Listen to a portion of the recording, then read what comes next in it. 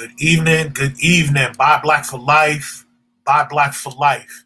No matter where you are, what you're doing, come on in. Buy Black for Life. Today is a conversation I am loving that we're going to have because tonight it's about the fathers. It's about the Black fathers. So no matter where you are, no matter what you're watching from, if you are watching via YouTube or you're watching via the Buy Black for Life Facebook group, come on in, join in the conversation, share in the conversation. If there's a man that you know that needs to be able to hear these words, may they be young or old, have them come on in. We'd love to fellowship.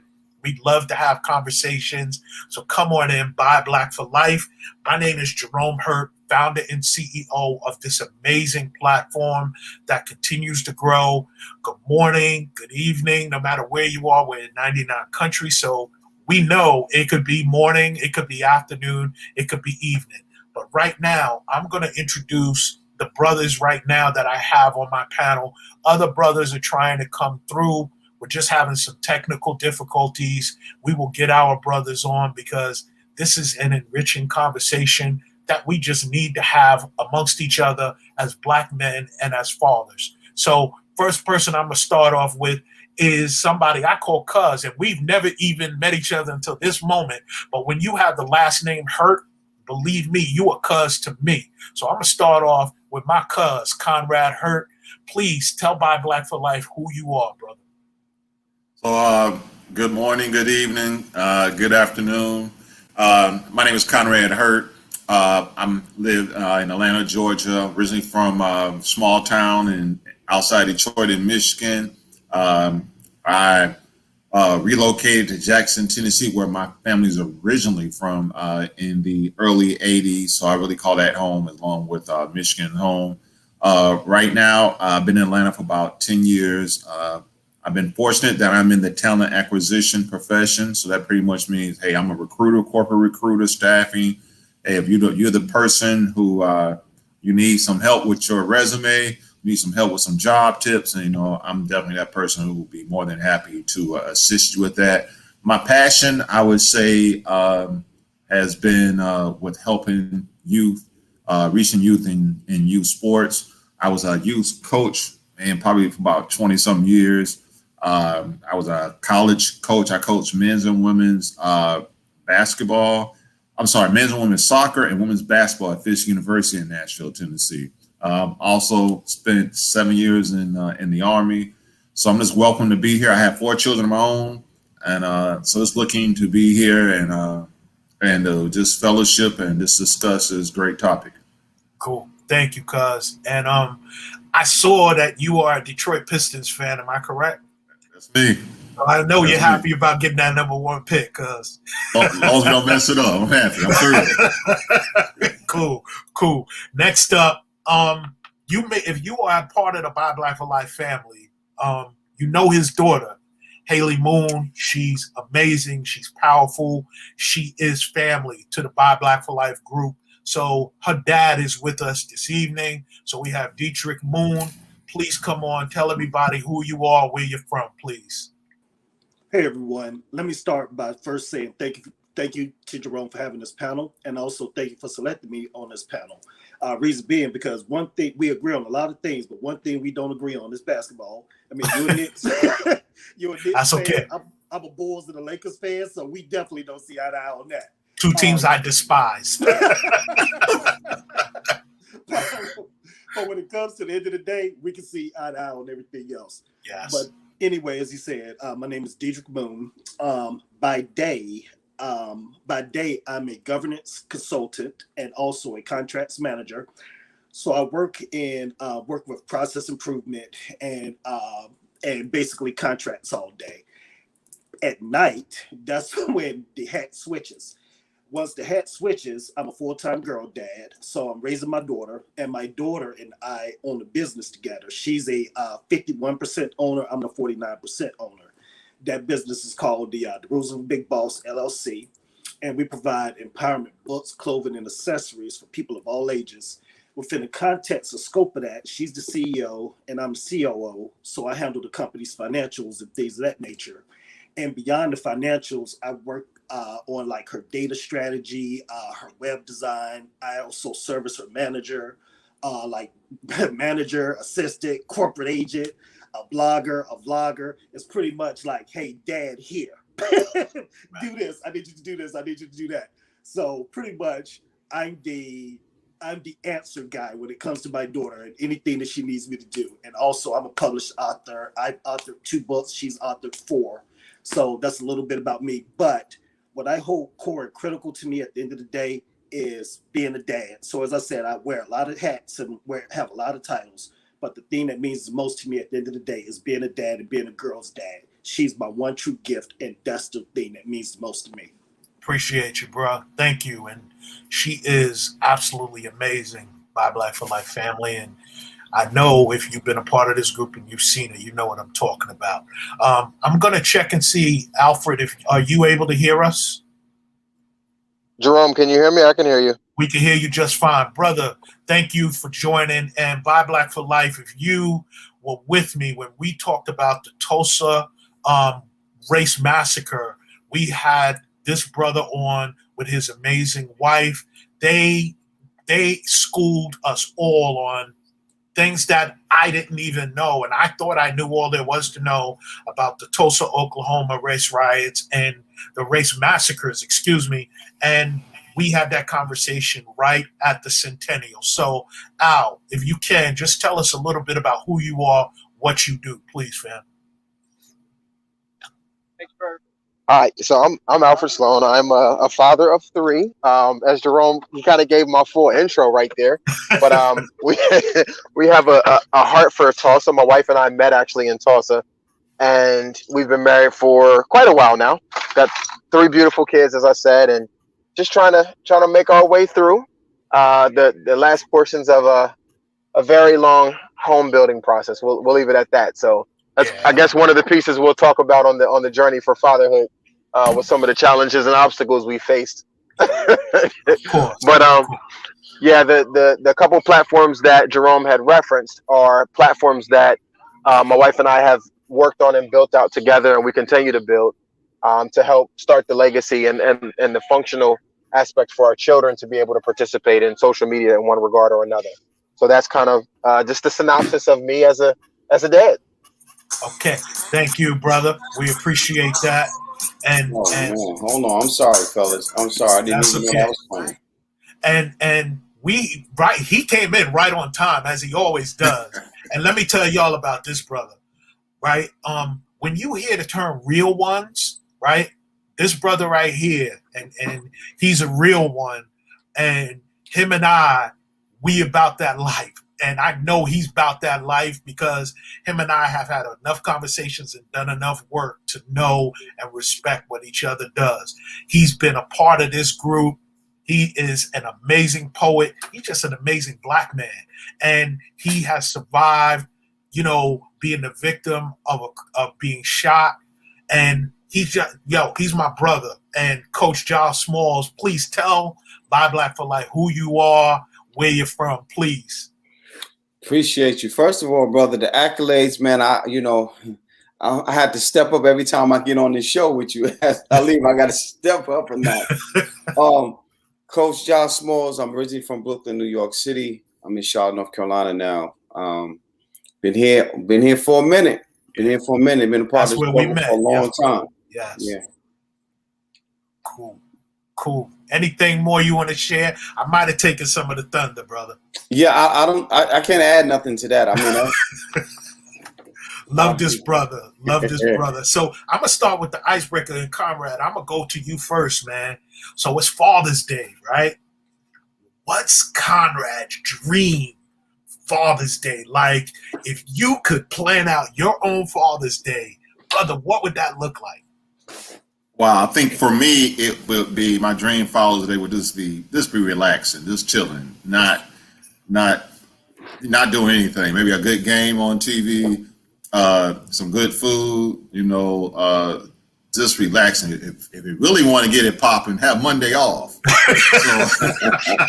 that way I can truly enjoy that Sunday, you know. Right, So right. just relaxing, you know. I'm sure I'm gonna tell you guys as a father, you know, it's when you have the time just to yourself and just chill, that time is priceless, you know. Sure. Yeah. And so if I can just get that time right there with that Monday off, I'm set.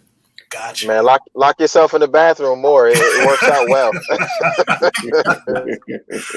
Go ahead, Alfred. Tell us your dream, man. And I know you're not locked in the bathroom. Your wife is not having it, bro. So what's your dream Father's Day, bro? Come get these kids. One less time, I guess. No, but honestly, it would be, you know, to take my kids out, to have time to get on the track and ride some motorcycles, things like that, just to spend time with them and see them develop their individual skill sets. That's one of the things I really look forward to. And obviously, hopefully nobody would get injured or anything like that. But other than that, man, just coming back and relaxing, not really having to do anything else. Got you. D Moon, how about you? What is that dream Father's Day? Is very similar to Conrad's. So I'm an early riser. I get up anywhere between 5 a.m. and 7 a.m. It doesn't matter what day it is. I'm sorry, between 5 and 6 a.m. So my daughter, on the other hand, she doesn't get up until like 11 or 12. So we're very much opposites. I'm a morning person. She's a night owl. But I would love for us to be in sync, for her to actually get up with me. We can spend the morning together. And then after that, go away. Take the dog, go away too, and you leave me alone. Let me have the rest of the day by myself. Even if you got to send me away, put me on the train, put me on the plane, do something. Don't call me, don't text me, act like I don't even exist. Let's have this breakfast together, give me my gifts, give me my kisses and hugs. Go have fun. I don't care if you want to go get your nails done, your feet done, your hair done. Take my card. Just go. Take the dog with you. So for me, it's just to be able to spend a little bit of quality time that morning, and then let me have that afternoon to myself. Yes. Like Conrad said, watch a good game, kick my feet up, and just enjoy the breeze. And yeah, having Monday off would be great too. All right.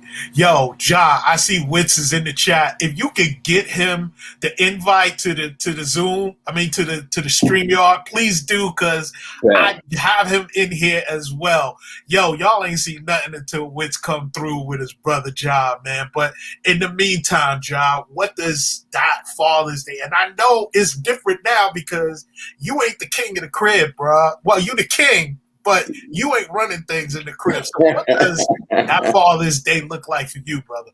A dream Father's Day. Wow. A dream Father's Day for me would be having all of my children with me together. And I'm breaking down what this legacy I'm working towards should be when I'm no longer. Come on now. Right? Come on now. And actually handing down paperwork stating, okay, this is how this runs. This is where this should be. Right. And my children being able to understand their job with the legacy that I'm building now. You know what I mean? Like for me, and I know my because having this 4-month baby here with me and watching her limbs grow differently than I did with all my other children. Right. It's making me think more so much. Everything I'm doing now is legacy. And so a perfect dream Father's Day would be that. And I'm handing them the exact paperwork of this is how this should play out when I am no longer, because I'm setting it for it to work this way. I think that would be that, brother. I love that. And you know, and I am not just going to facilitate this because this means way too much for me to just sit back. But my dream Father's Day is similar to yours, Ja.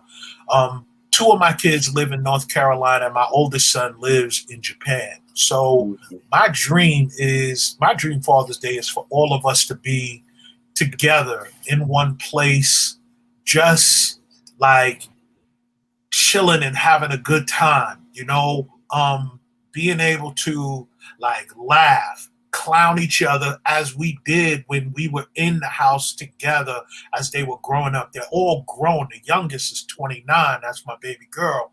But to be able to have us all in one place and just like me doing what I love to do. I used to love to be on the grill. right? And when you live in the South, you can grill all year round. And trust me, I did.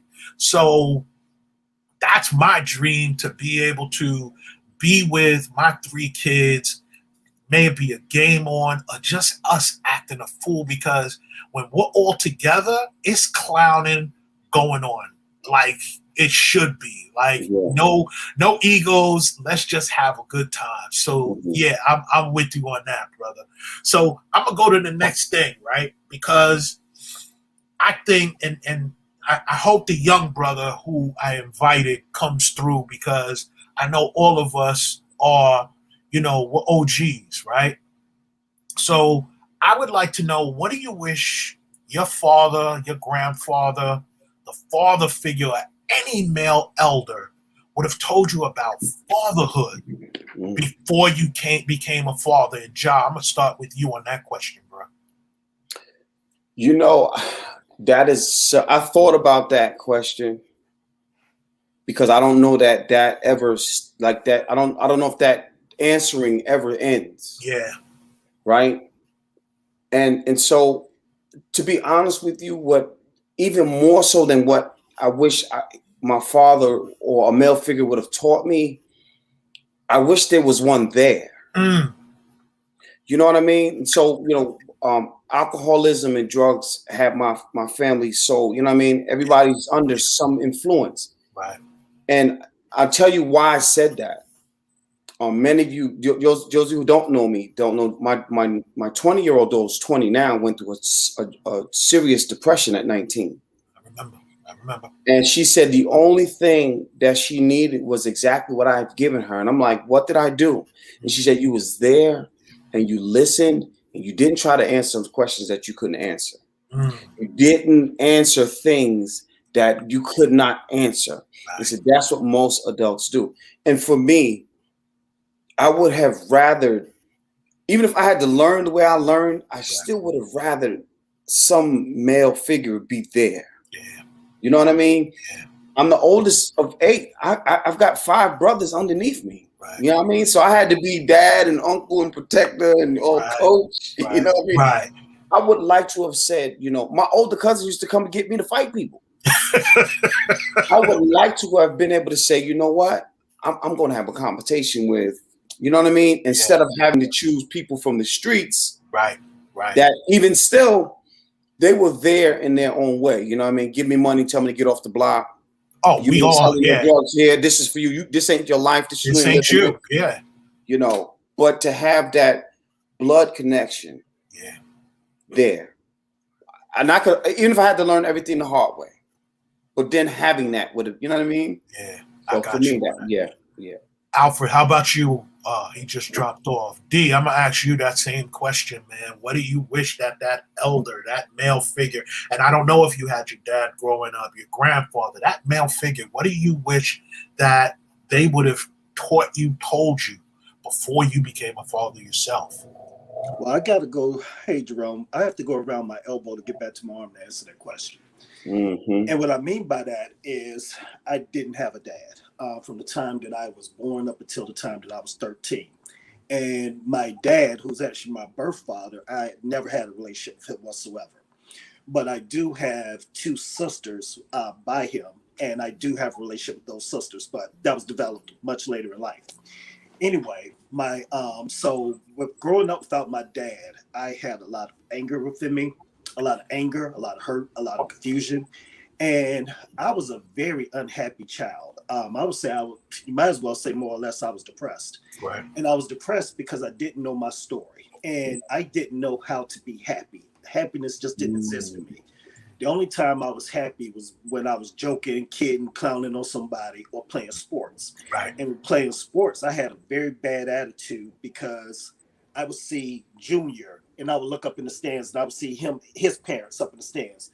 I look up in the stands and all I saw was my mom and my grandma. Yeah. And I would say, I'm jealous of Junior, so I'm going to hurt him and I'm going to make him feel this pain that I carry inside of me. Well, anyway, when my mom, when I became about 13, which is my daughter's age, a guy comes into my mom's life and he chooses both me and my mom. And he chooses to love me and adopts me as his own son.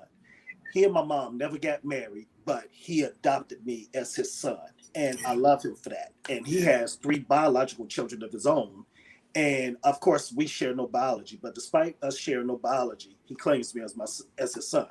Gotcha. So going to what Josh said, I wish that early on that I would have had a dad that was there.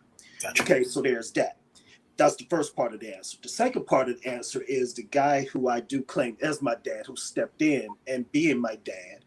I wish that he would have taught me how to lead. And when I became a parent, that was the most difficult thing for me and the scariest thing for me because I didn't know how to lead. And I told my ex-wife, I don't know how to be what you, as my wife, needs me to be. And I don't know how to be what my daughter, our daughter, needs me to be. I have to learn. And I went and I looked at every man that I knew, and every man that I knew had flaws. And I said, you know, I don't want to be a dad like him. I don't want to be a man like him, and this, that, and the third. So I thought really long and hard and difficult about it. And I said, you know what? Your grandma has given you all the answers.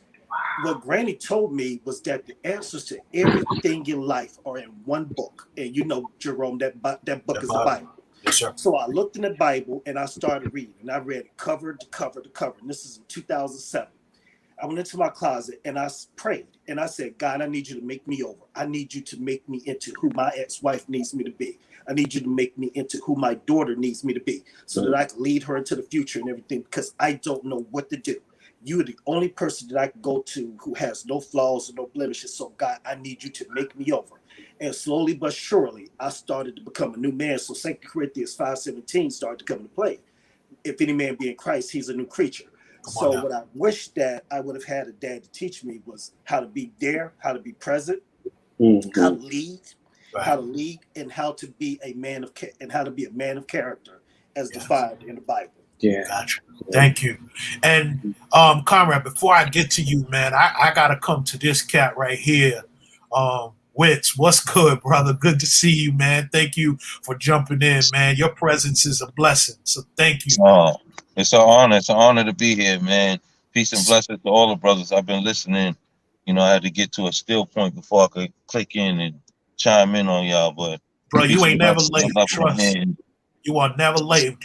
Listen, so I know you heard that first question we had, right? Father's Day, bruh. What does that day, the perfect day, look like to you, Wits? That's just it's hard to answer. I can't really say because I don't know what that looks like. You know what I'm saying? Only thing I can do, or that I can truly say, is that I see my message in works, meaning whatever I've instilled in my children, I could sit back and watch it unfold without me having to say or make the correction. I can actually see them.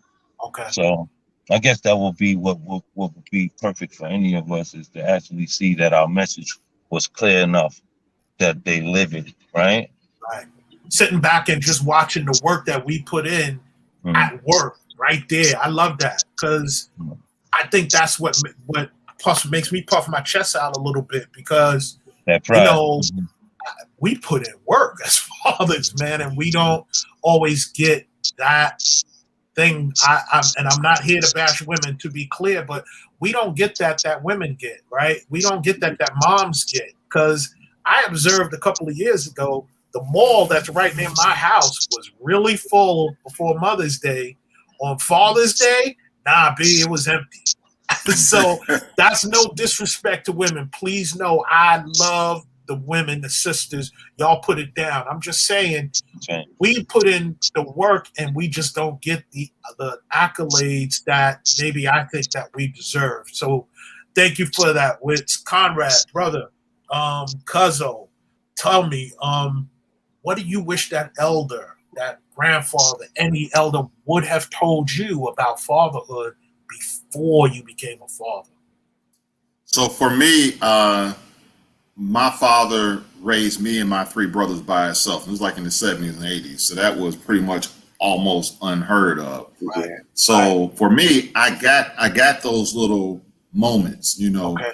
about the working, about the sacrificing, showing me patience, showing me understanding. I got the discipline part as well. So I guess there's one thing that maybe I would like to have had as a father to son was talk about building that legacy, what that legacy meant. I didn't have any appreciation for legacy whatsoever. I'm, growing up 5, 6, 7, 13, 16, 18, 25, 30. You really don't think about legacy. You just on the grind. That's it. But as Coach mentioned, that legacy is huge.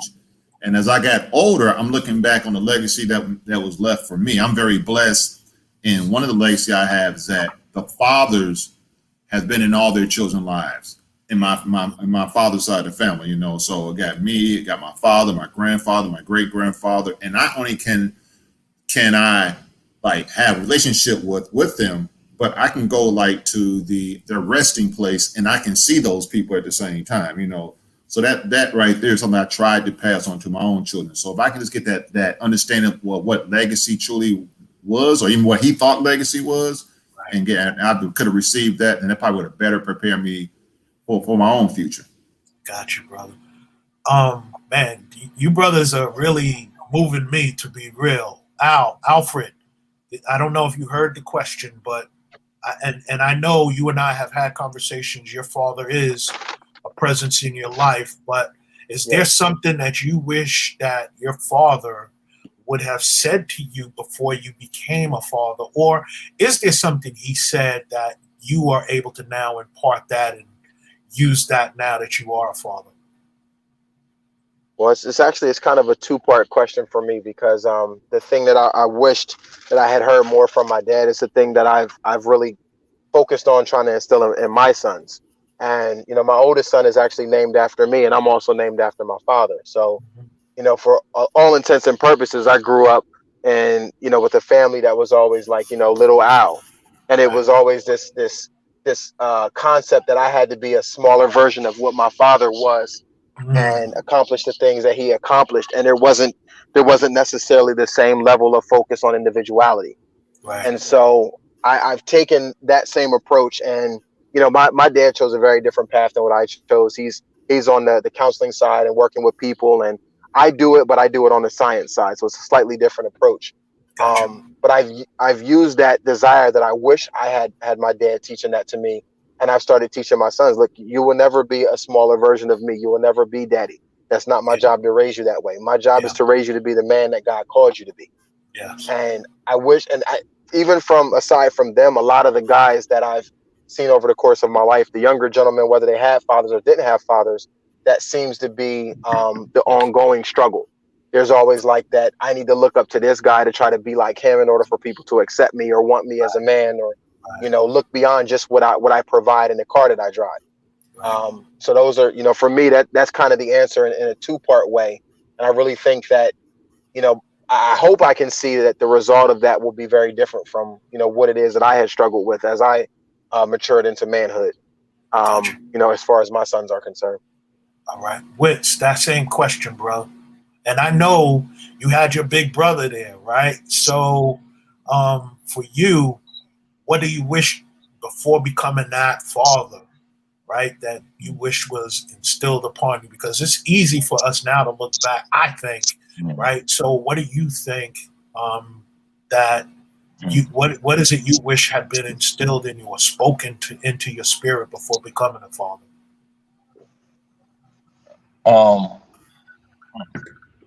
It's just so much missing, brother, in that aspect of my life from the states that I've had, that I don't know what would fill that void for me. But what I can say is the best thing that I have learned from him is that family is everything, that we have each other. I don't know if my brother ever shared the story with you. When we were young, it was 5 of us. My pops made us all share lollipop. One lollipop. One lollipop. It got around to us all. And That's deep. nobody better not bite it. You know what I'm saying? It was one of them situations, you feel me? Right. And but that togetherness only helped to mend us.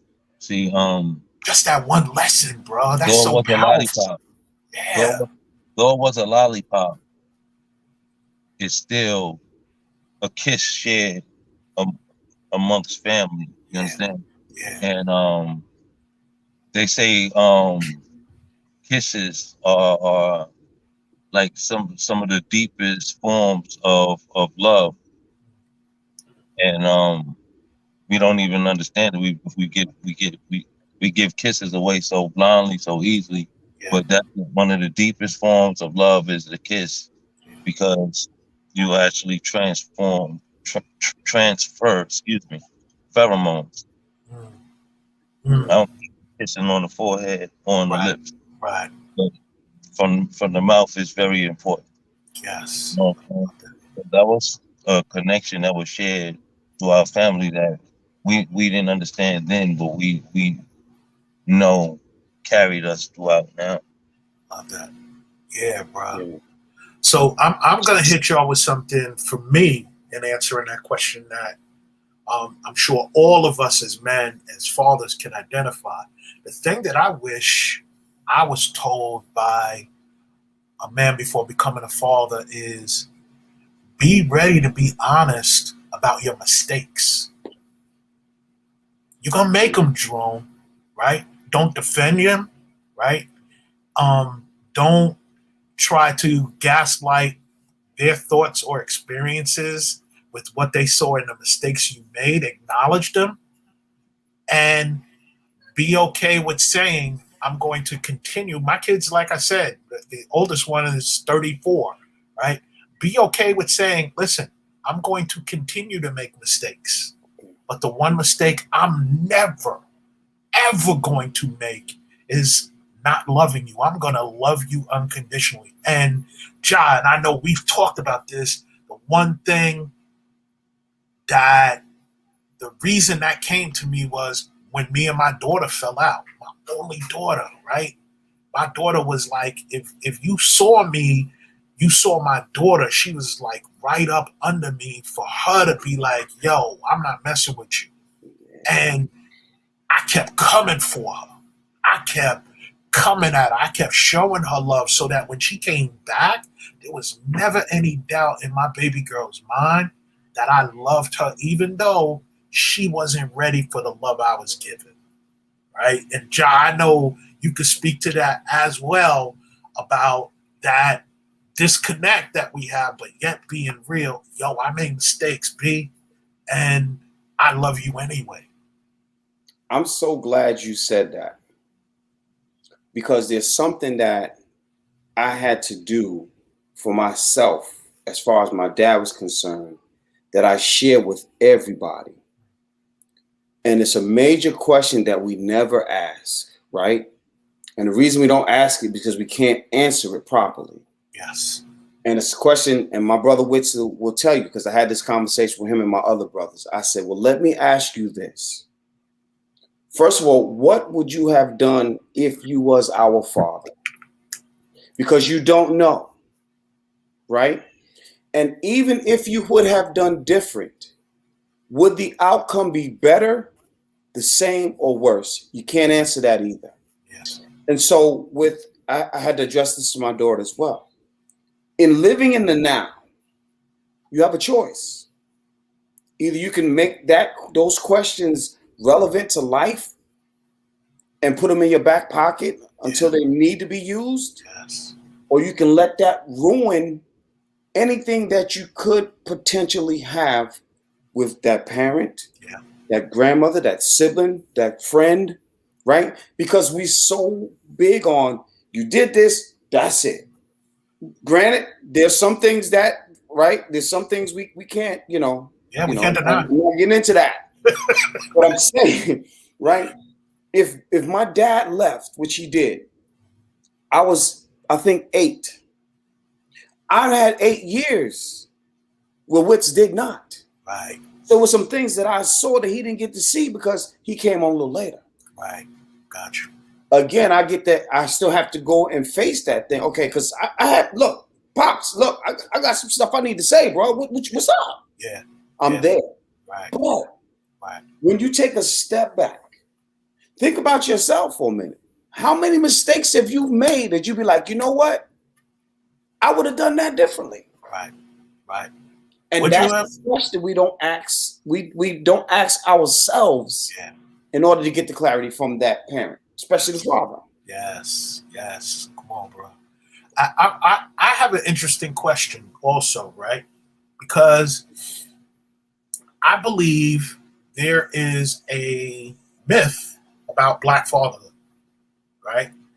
I believe that via television shows and movies and things of that sort, there is a negative myth about fatherhood. That's why one of the things I will say is I get very offended when I see women saying to other women, Happy Father's Day. And I only see us, our people doing that, right? And to me, that is the denigration of Black fatherhood. Don't do that, right? So, Comrade, I'm gonna start with you, family. What myths about Black fatherhood do you want to debunk? So let me kind of piggyback what you said about having people tell their moms or a woman happy Father's Day. Because I kind of come from the reverse. If I got out there on social media and told my father, he's passed now, but if I told my father Happy Mother's Day, because he raised me now, I mean, raised me and my three brothers, you know, he raised us. So if I in all right, I can go out there and say Happy Father's Day, you're the only mom I ever knew. You know what I'm saying? Something like that. But I wouldn't do that because it's disrespectful to my mom. It's also disrespectful to all the other moms out there. He was a father. That's what he was. He was not a mother. And I feel the same way when I see that. I know it's coming. You know what I'm saying? And I just kind of shake my head. I think that some of the myths, I think one thing about African-American fathers, we have the worst marketing plan in all the world. And I say that because I didn't realize this until I was married for like 24 years, and we got a divorce, right? And then during that divorce, she was like, all this stuff that she was marking up her side, you know, and I was just like, I ain't got nothing to say, you know what I'm saying? And I realized like she's a better marketer than I am. I call it building allies. That's what I call it, building allies. And I'm just like, for Black fathers, we have the worst marketing plan, you know, the worst marketing plan. And I think that's why sometimes we get stuck with some of these negative stereotypes with us. We're there. You know what I'm saying? I'm telling you, my father was there. You know what I'm saying? And so not only my father was there, and I think in the video I mentioned it, I got to see my friends' fathers was there. Right. So I got to see it in the community, you know. And so the fathers are definitely there. I would hope to just that we're not there, that we're just running around here populating, and we're not really being you know, responsible for our children. I think look at the people on the fathers on here right now. We don't know each other, and we're in different regions of the country. So if this is a small microcosm, that's all we are, a small microcosm of all the other fathers out there. So I just want to debunk the fact that we're not there, because we're there. We're definitely there. Thank you. And if we're not there, I think sometimes the question you'd be asked, well, why is he not there? You know what I'm saying? Is it there because he don't want to be there, or is he there because the landscape just doesn't allow him to be there? And I'm not trying to get in conspiracy or anything like that. No, that's but you think about it. Yeah. When you think about it, some of the programs that are set up to help families doesn't help them if the father is there. You know what I'm saying? Or sometimes it's just, and once again, like you, I love Black women, so I'm not trying to hate or anything like that. But sometimes we have some generational hatred of Black men going on. So your father wasn't, and now here come this dude here, he ain't gonna be, and all of a sudden we got grandma, great grandma, and you know, the young lady who's the mother of the child setting up minefields for the father got to go through. Yeah. So I wish sometimes we can get rid of those things. Wow, powerful, bro. Yeah. D Moon, what about you? What myths and you like Conrad, like us all, raised our children. You are Mhm. raising your daughter. Um, she's with you. Please Mhm. share what myths about Black fatherhood do you want to debunk? So it's two myths. First myth is that we're not there, and there's some truth to that. And then the second myth is that if we're there, we're not present, and we're not all there. Like we're not emotionally connected. Now, let me tell a story. When my daughter was born, I was the very first person to hold her. The doctor put her in my arms first, and I fell in love with her at that very moment. I Mm, looked down at her and I looked into her eyes, and she didn't cry at all. Her mom, who was my ex-wife at the time, was concerned, and she said, "What's wrong with my baby?" And she was concerned that she didn't cry. And I had her rested comfortably in my arms, telling her she's fine. She's just a good baby. And she was concerned that she wasn't breathing or anything, and the doctor reassured her and everything. And my ex-wife was shaking, like I had to chill. So I was like, "You can't hold her right now. You have to get yourself under control first." So eventually, as she got herself under control, she was able to hold her and so on and so forth. Okay. So we spent time with her and everything. And then after that, it was time to go clean her up. So my father-in-law was with me. He and I went to the back and he had his video camera. So I guess we went back to what's called the nursing area. And okay. in the nursing area, they take them to the back and they're cleaning them up and everything. And I was the only person that could go in. My father-in-law at the time had to stay out, and he was recording the entire thing. So the nurse started giving my daughter a bath, and once she gave her a bath, she started combing out her hair. Man, when she started combing her hair and washing my daughter over, my baby cried like I have never heard her cry before. Mm. And it broke my heart to Yeah. see her sit there and cry, and I couldn't do anything. I had to sit here and let this nurse hurt her. Right. And that's how I felt. And rage built up inside of me because I was angry at the nurse and I wanted to fight the nurse. Like, Right. how dare you hurt my daughter? You're Right. being too rough. Right. So I turned around and I looked out the window, and my father-in-law stopped the camera and he shook his head and he said, "Don't." And I could make out his lips. He was saying, "Don't do it." I could see it in your eyes. Right. Don't do it. Right. So anyway, from that moment forward, my daughter and I's hearts were forever connected because I was the very first person to hear her cry and the only person in my family to hear her cry. Yeah. And so fast forward to 13 years later, my daughter is the only person on this earth that can make me cry. It can make me cry with consistency. So let's go to Sunday, okay? And, give more credence to what I'm saying. So I was in my feelings on Sunday with it being Father's Day, and I was just taking some time to reflect, and I was thinking back over life and the mistakes that I've made, the mistakes that I've made as a dad, the mistakes I've made as a man, the mistakes I made as a husband, now ex-husband, and so on and so forth. And, I felt like a failure. And I said, I have failed this child in so many ways. I felt like I failed her, like, because as you know, Jerome, she's been through bullying, and you Right. know how extreme that bullying was. Yes. So, I mean, I just was sitting up there. I was beating myself to death on Sunday morning, and she wasn't yet awake. She came downstairs and she said, "Dad, I have a prize. Close your eyes. I got something for you." So she had handmade me a UNC Yeah. Sorry. thing and whatever, and she put and on the back she flipped it over, and I didn't share this with anybody, but on the back are pictures of her and I throughout life, and over Wow. every picture she got different messages and everything. And I said, "I'm not going to let Wow. anyone see that." Man, when she gave it to me, I turned into a puddle of tears and I cried like a baby. So go Yeah. back to that time when she was sitting in my arms. It was like I was literally sitting in her arms and Mhm. I was crying like a baby. So Yes. she said, "Dad, let's go outside and let's go dance in the rain. If you dance with me in the rain, it'll make you feel better." Wow. And I said, "I'm really not up for it," but I said, "Okay, I'm gonna trust you on this." So we went Yeah. outside. We put on the Alicia Keys song. I forget the name of it, but the song, "Some People Want It All, but I Don't Want Nothing at All. If it ain't you, baby," whatever the name of that song Right. is. Right. So we sat out there and we danced to that song in the rain. And those tears of regret and remorse that I had originally turned into tears of joy. Joy. And so I said, "Man, this is a mighty powerful little girl that I have right here. She's 13 years old and she's able to control me and pull my strings and control me emotionally. So that right there hurt me, allowing her to see me cry, not only being sad, but also being joyful too, dispels the myth that dads aren't there emotionally. Yeah, bro.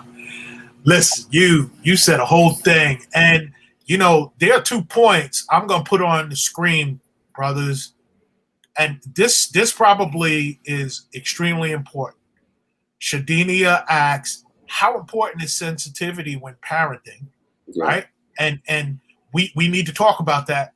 And then she says, "Is there even room for men to be sensitive when parenting?"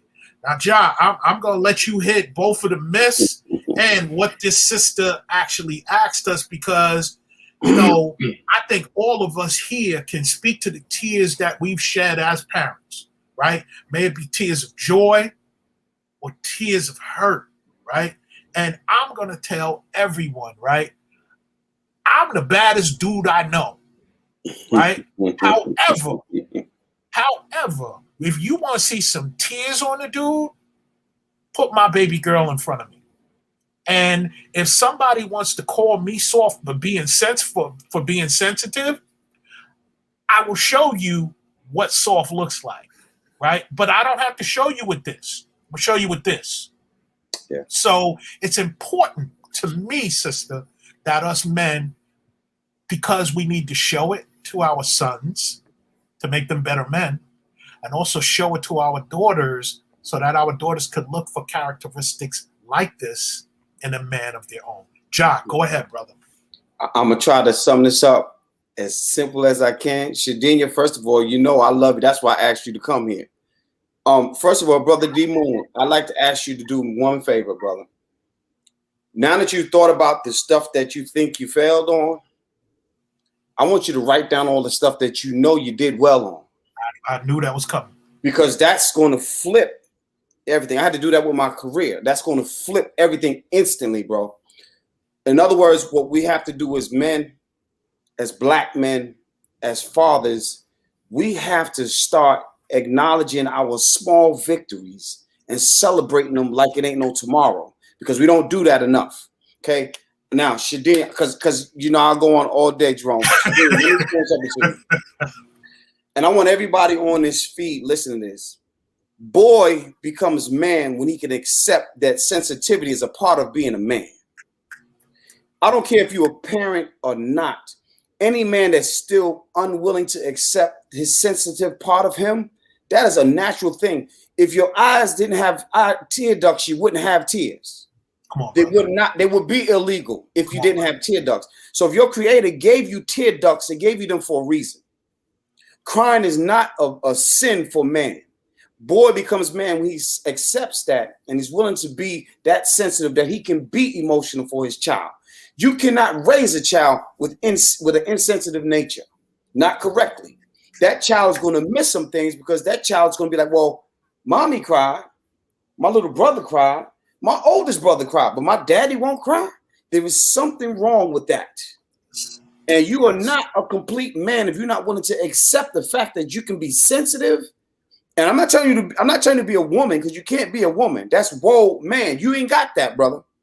And so you can't be that. Having sensitive nature, that's a part of your nature. That's your makeup. You are created with that. And so, yes, it is in parenting. It is absolute on both sides. I think a lot of times what we do as men is we counteract the woman's sensitive nature and think that we're doing her justice by being too strong. I got it, baby. Sometimes I ain't got it, baby. Sir, and that's okay. And we have to learn to accept that and know that that's not a failure. Mm-hmm. That is actually growth, because now I know the next time it come around, I got some ways to bend around dealing with this kind of situation. But also, being that way and knowing that also creates a bond with your partner, that you can be that, right? Absolutely. It drives me absolutely crazy some of the time when my female friends talk about, he in his feelings, right? But then the next thing they will say is he won't show his feelings, right?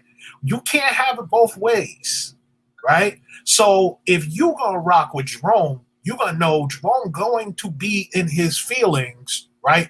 And Jerome is going to be man enough to say what his feelings are, and I need you to acknowledge that this is what I'm feeling, and it's not a sign of weakness, right? Do I have weaknesses? Yes, I do. And I'm the first one to admit it. However, I need you to understand that when I have those weaknesses, I don't need you to push me further down. I need you to uplift me. I need you to rub my back. Mm-hmm. I need you to rub my forehead, rub the back of my neck. I might go crazy when you rub the back of my neck. That's my secret to my weakness. Rub my back of my neck. Let me know I got you.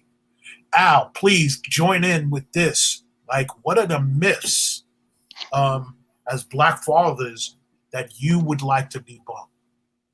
So I mean, you guys gave some really, really great ones. I think the biggest thing that we need to debunk is what weakness actually is. You know, if you've ever played sports, you know, you probably heard the quote, you know, pain is weakness leaving the body. And so a lot of times that goes in a way that's not really balanced. That when you get older, you know, you have more responsibility, you have you know, your children, you have your spouse, you have all of the things that you need broad shoulders to carry. That all of a sudden, you know, anytime you feel like you're faltering or you feel like you're not able to hold it up, that automatically now you're weak. And my father-in-law actually taught me this. This is a lesson he gives out pretty regularly, that you know, there's a certain strength in the ability to be flexible. And a lot of time we as men, we're not taught to be flexible.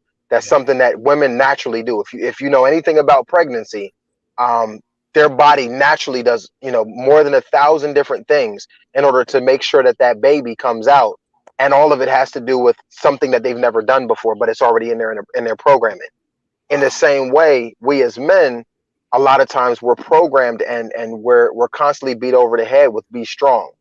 You know, don't show emotion, continue to brave the storm. You know, mental health is not something you need to be concerned with. You just got to keep going and keep going and keep going. And that's not really the nature of what it is that we need to be focused on. We need to focus on being able to be flexible and still yet be strong. Just like water. Water is one of the strongest elements. You dive into water off the high dive and you let that thing, and you hit that thing the wrong way, it's going to break your bones just like concrete will. The more we go through life, the more rigid that we become, the more we focus on only attacking problems either head on or not doing, you know, kind of chess moves, as it were. Even with our life and with our children, the more rigid we're becoming, the more we're teaching them that there's only one way to do things. And any wise person is going to tell you, especially if you've been mentored. I'm blessed enough that I have about 4 or 5 male mentors in my life, and each one of them bring a different element to it. Some of them attack it business, some of it attack it legal, some of it attack it from, you know, more of a urban setting. I'll leave it at that. But at the end of the day, there's a strength and flexibility that we as men need to exhibit more so in front of our children than anybody else. And that's one of the myths I think we need to debunk as brothers. Yes. Ja, I know you wanted to get into the myths, so go ahead, brother, before we get to wits. Yeah. So as far as the myth is concerned, I actually have a poem in one of my books about the myths about black men. That's the title of it. But here's what I want to say, because the number one myth is that black men don't take care of their children, right? Come on now. My question is, where do we learn to bastardize our children? And who said it was okay? Because we got an answer for that. And the answer is not go back home to your children. See, if America is our mother, then the system is definitely our father. The system has already aborted us and abandoned us a long time ago. You see what I'm saying? And they go hand in hand. So that's a divorce that black men were put in and never given a response to. It just is what it is. Yeah. And we accept it when we don't question it. Most of us don't even know. Let me tell you something. I'm going to say this and I'm going to end. My ex had aborted children of mine without my consent, without me even really knowing what's going on, right? But if she can do that, but I can't leave, there's a problem with that situation. But you understand what I'm saying? It's a billfold they put us in and keep us there. Yes. And we got to understand that. Listen, you have just as much right to that baby as she does, but we don't know. And we wait until after she built up this chamber of BS, and now you got to fight through that just to get to a point where saying, yes, I'm the father. They don't want to hear from you because you hadn't done the part, because we don't know no better. Yeah. It's more black men with their children than we would ever see on camera. Come on now. They don't want to show that. They don't want to show. They do not want to show the united black family. It doesn't allow the system to work. And it's so important that and I'm going to do something else with the brothers, and I call that the changing of the narrative of the black family. Okay, so we need to continue to show that. Which, brother, come through. What are the myths as black fathers do you want to debunk? Man, everything that y'all talking about is I will say, like the tools, the instruments to use to destroy the family structure, preferably the black family structure. Let's just get straight to it. Yes, sir. So at any time these things are being picked up, and we stabbing each other, and we shooting each other, and we hitting each other with the kitchen sink. We need to celebrate each other every day. Every day. Because we have to remember, we have to celebrate being alive, being woke that morning, being here and everything working properly every day. Not when they say it's a holiday. And like I said, these are the holidays become the instruments that tear us apart. Like you said, you have women claiming to be Father's Day, just like you got some of these men claiming to have a Mother's Day. You know what I'm saying? It's a double-edged sword. It's being pulled out more than often. And how do we fix that is the question. How do we fix our unison? You know, I don't expect our heartbeats to be in accordance, but that don't mean we don't know what love is. You know love from hate. You know what I'm saying? Yes. So we can't one day be a part of something and then the next day we're doing the opposite of what we claim to be a part of. You know what I'm saying? And this has become habit. It's become habit. It's so second nature to us that we're a rebellious people. We're not gonna go easy into the night. You have to drag me. You know what I'm saying? And I think that's what destroys the family structure. I think holidays is bogus. Mother's Day, Father's Day, Children's Day, celebrate each other every day, and there won't be a market for a holiday. Holidays is just marketing strategies to not only tear your home apart, but take what little that you have out of your home. Yes. You find yourself buying stuff that you would like, not that you need. Not that you need. You know, Yes, sir. And I guess that's why on Father's Day we get tools and shit, because we get what we need, right? You needed a wallet. Your stuff is falling out. Y'all getting tools? I get drawers and socks. I need to get my upgrade. Right. You need to cover your feet. Your feet ugly. You know what I'm saying? You need a tie because I know you're ready to hang yourself living this life. You know what I'm saying? I know we're being funny and everything, but it's that's so real. for real. That's real. It's so for real that we have to get away from the marketing scheme of how we love. Our love is tied to holidays. Wow. That's when we show you, right? Show somebody how much you love them by the gift that they receive. That's the most bullshit I've heard in my life. Yeah. You show somebody how much you love them by being present in their life, because that is the most important commodity to men. Time. Yes. So when you give somebody your time, which you can never get back, that's love. Yes. That's love. Bruh, I want to say, for me, the myth that I would love to debunk is that we as black men can't show love to our children. We don't know how to show love to our children. That even that if we're not in the home, that means we don't love our children. Nah, that's not why we're not in the home, and that does not mean I don't love my children. There's, you know, I think I'm all of us here are examples of that. That we love our children, right? I know when I was in the home that every day I come home late at night, right? And John, you know what we was doing late at night. Just come home and touch my children. Let them know dad's home. And the one that would stay up would be my baby girl. Just touching her on her forehead to let her know dad is home. And I just hear her, I love you, dad. And she goes to sleep. Boom, she's out. So we love our children as Black fathers. And we're going to start wrapping up because, yo, an hour goes quick. And I'm just going to ask all the brothers, man. And this is powerful, right? This is a part 2, 3, 4, 10, 200 is necessary. And y'all know I need men with me in the journey of what Buy Black for Life is trying to do. What me and Ja keep talking about, we are trying to do.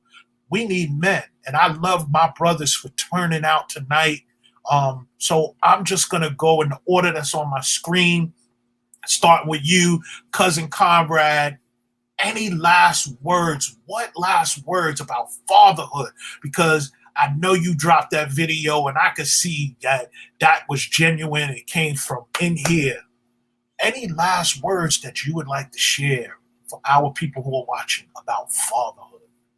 So I think that just the terms that we use for fathers, daddy, dad, pops, papa, all those terms are very powerful words. Like we talked about emotions earlier. When I hear, like, I got children, so my children ages are, my 2 sons are 33, 31. I have a daughter who's 23, and I have another son who lives with me, just him and I, single father. He's 12, right?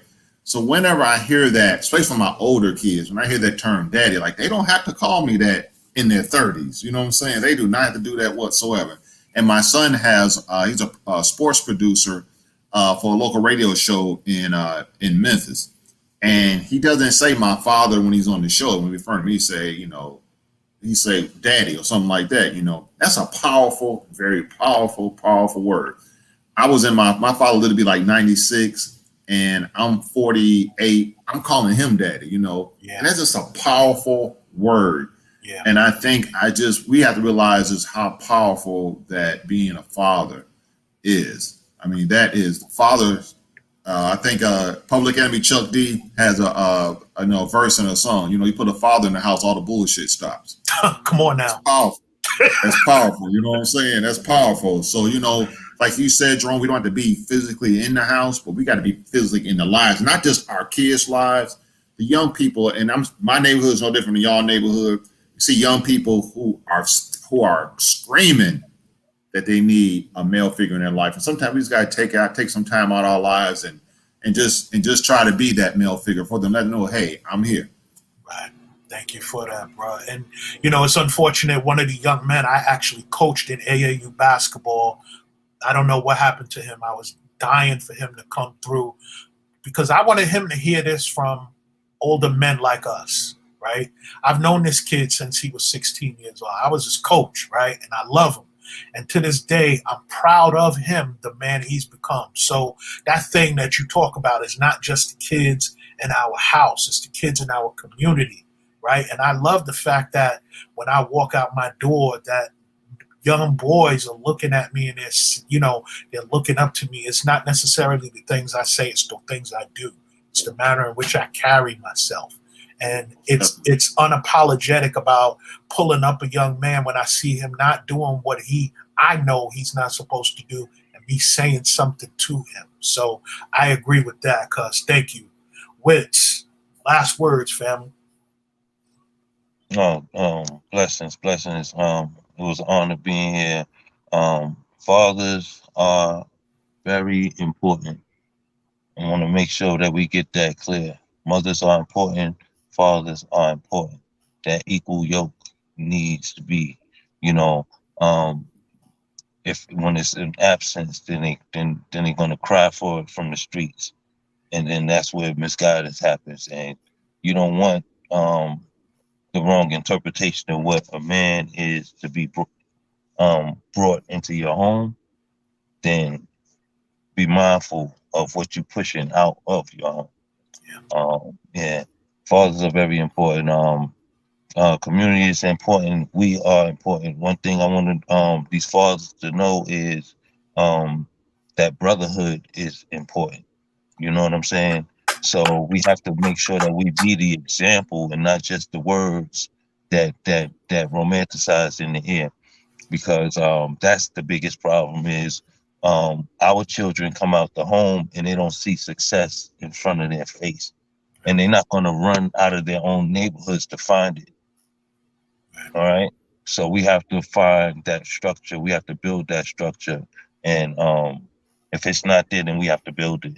And we have to find a way to build it. And now. Thank you, brother.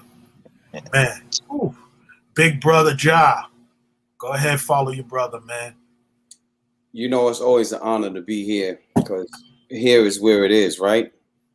I want to Brother Conrad, I think what you said with the titles is really, really very important. And I say that because we use as men and women too, they use this same term, man up. And I can't stand it. I can't either. Because your man up in my position doesn't equal up to what I have to do here. Come on now. You know what I mean? You might be a dentist. I might be a construction worker. Our manning up is totally different. And I think what you said was so important because those is what you call me is how you see me. Yeah. And if I can say daddy, if I can say dad, my pops, you know, my kids, they'd be like, pops, pops, pops. I love it. Right. But I think it's so important that we keep that manning up concept away from our conversation, especially with our children, daughters alike, because they learn that too. Yes. And learning to call ourselves, you know, call people how we see them, right?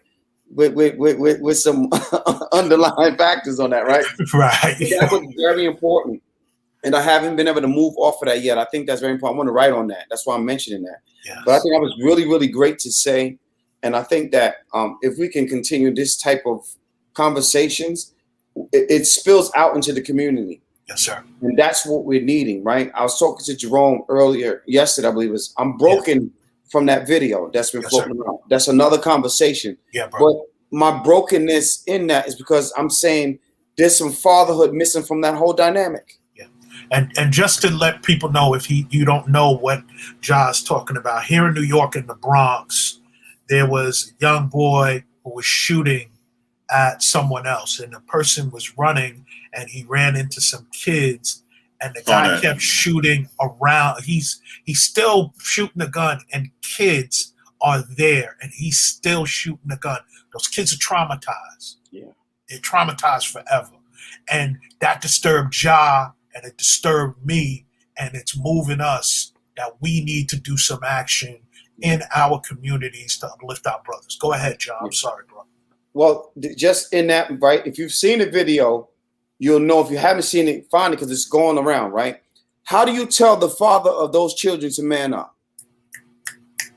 Those children who actually saw it, you can't unsee it. I'm seeing a video. Imagine what those children are seeing. And so that title, man up, we need to get rid of it. Come on now. Be the big brother, be the big be the father, be the uncle, be those things. Let's start using those titles. And yeah, I'm gonna yield because I get emotional on that, and I'll definitely give my brother some time to say their things. Thank you, brother.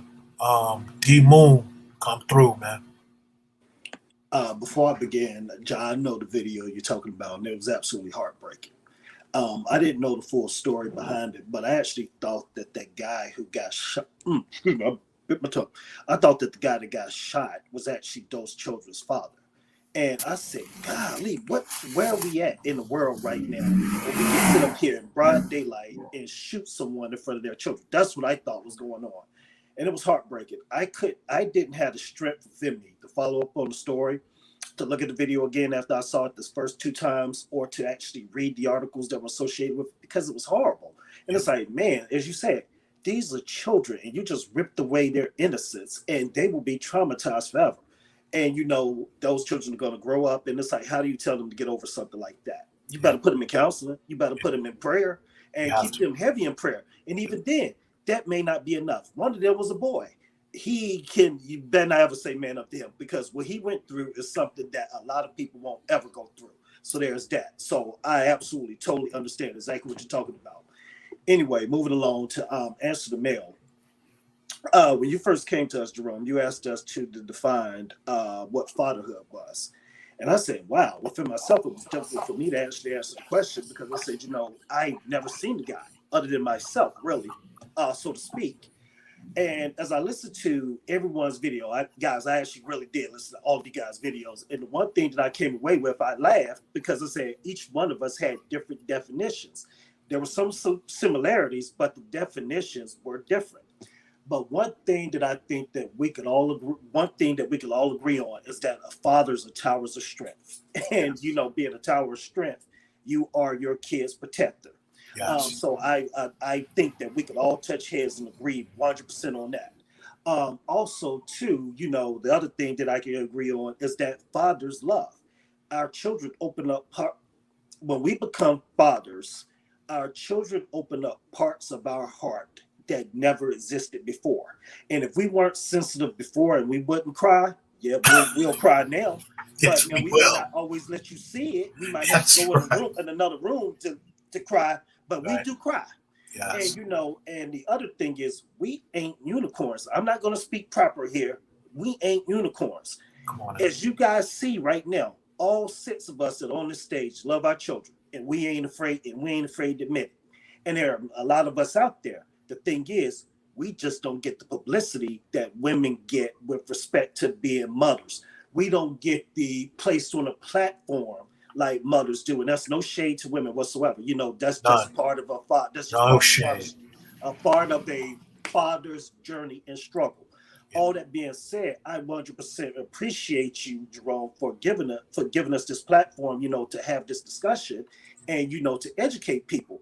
But fatherhood is a fraternity, and at the end, fatherhood is a fraternity because all six of us are brothers. But at the end of the day, the other thing that a father is, as far as the definition that I think that we can all agree on, is unconditional love. Thank you, brother. That's real. Alfred, you're up, bro. Last words, family. Last word, man. Y'all always put me on the spot after all these brothers. You know what I mean? Y'all come out with the blue flame status. I'm trying to make sure I got something extra to say. Oh, let me think. Um, I think we covered like the vast majority of fatherhood just in general, but kind of to challenge the audience, the other brothers that are in there that might not be on this live, be transparent with your kids. What I mean, take the aspect of the things that you learn, write down, like the other brother was saying about writing down the things that you've done well. I have this little thing I do personally that's called it's called a book of wins. So it talks about even on a smaller scale, the different things that you accomplish. And Jerome, you're intimately familiar with the housing project a little bit more than most. So I'm not going to talk about all the little pieces in that, but to really highlight the importance of taking small steps, because what that shows is when you pass. One of the things my grandfather always taught me was that you can leave behind the books that you've either read or that you've written. And he said it's important that you take those things that you know and that you've learned and that you pass them down to your kids. And a lot of times we as men, because we're used to saying, hey, I closed this $100,000 deal, or I sold this $200,000 property, or whatever the field is that you're in, it becomes so much of a norm that to us it's less important the further along we get in our career. But when your children see that, they have a starting point. They say, you know what, the last deal my father closed was $1 million deal. I didn't know anything about this, but he built up to this $1 million deal by doing his first $20,000 deal. And here's the parameters that he was able to do.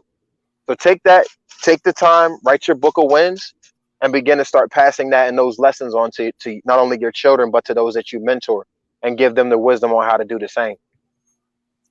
Thank you, brother. Wow, I'm gonna have the last word, and I'm gonna try to be as succinct as possible. But just being transparent, yeah, I didn't have my father in my life growing up. So I learned fatherhood from, for example, Bill Cosby on the Cosby Show, right? But what I learned also as I continued to grow is I learned from other brothers. I learned from other fathers. I was unafraid in having conversations with other brothers, right? John and I, when we worked together, the conversations we would have, man, I think we would get in trouble. We would be just rapping instead of working, bro, right? So I learned from other brothers, right? So if you are a father and you don't know, find your tribe. I'm hoping right here to build a tribe for all brothers, right? John knows that's my goal, to build a tribe where in all 50 states that conversations like this are happening throughout this country, throughout this world. I belong to a Harlem's men's roundtable that every Wednesday we get together and we rap for like 2.5 hours, y'all. We just rap, whatever the topic is.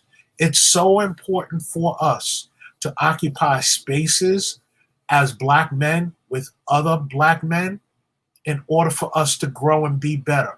When I was young and I was in the hood, I was very clear about saying that I'm a product of where I'm from, of a product of my environment. Now that I'm a grown man, my environment is a product of me. I surround myself with Black men that are about that life, that are about fatherhood. I don't know any fathers that are not involved in their children's lives. And that is important for me because I get to learn from them as fathers as well. So if you as a father, you need some guidance, we as fathers, we want to wrap our knowledge, our arms around you and having conversations like this.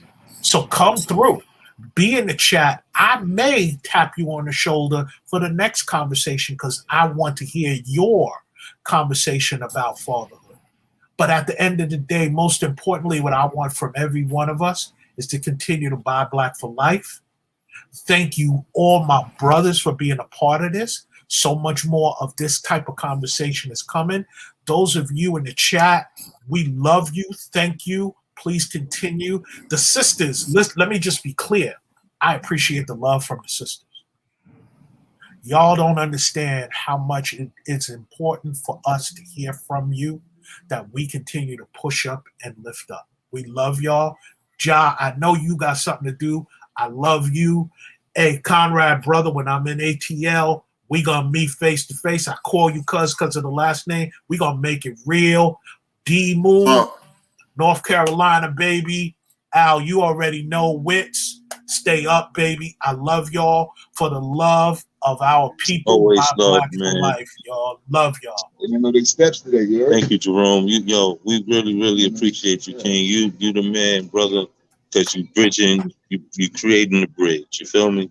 Love you, You brother. did the bridge work. So we salute you. Keep doing what you're doing, man. Keep shining your light. The universe will respond. We're gonna keep building, family. Love y'all, man. Blessings to Love all. y'all too. Peace and blessings.